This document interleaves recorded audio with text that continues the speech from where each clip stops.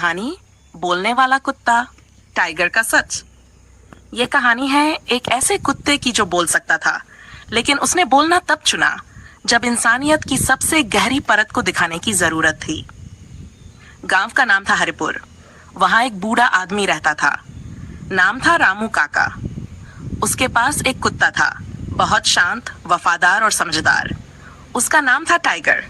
लोग कहते थे रामू काका का टाइगर कोई आम कुत्ता नहीं, उसकी आंखों में इंसानों सी समझ है।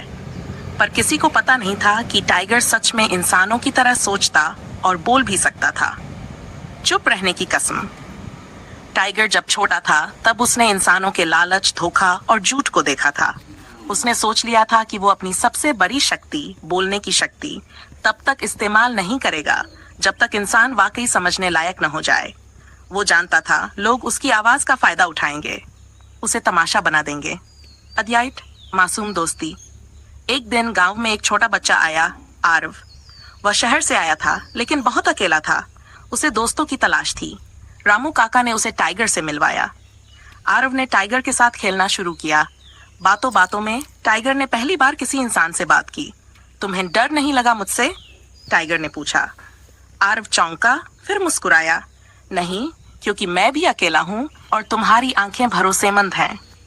टाइगर को पहली बार लगा शायद अब इंसान समझ सकते हैं। गांव में हंगामा। एक दिन आरव ने गलती से टाइगर की बोलने की बात अपने पापा से कह दी। बात फैल गई। गांव में अफवाह उड़ गई, रामू काका का कुत्ता बोलता है। लोग आने लगे, कुछ मजाक उड़ाने, कुछ पैसे कमाने और कुछ उसे बेचने का सौदा करने। टाइगर डर गया। वो चुपचाप गांव छोड़कर चला गया। इंसान फिर वही निकले, लालची। अध्याय 5, टाइगर का अंतिम संदेश। 6 महीने बाद टाइगर वापस आया, लेकिन अब बीमार और बूढ़ा था। गांव की चौपाल पर बैठकर उसने पहली और आखिरी बार सबके सामने बोला, मैं जानवर हूं लेकिन वफादार रहा। तुम इंसान हो लेकिन नफरत, लालच और धोखे से भरे हो। तुमने मेरी अनोखी शक्ति को समझने की बजाय उसे बेचने की सोची।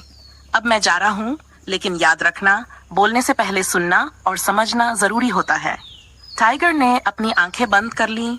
उसकी आत्मा शांत हो गई। कभी कभी कुछ चीजें अनमोल होती हैं, उन्हें तोलने की नहीं, समझने की जरूरत होती है।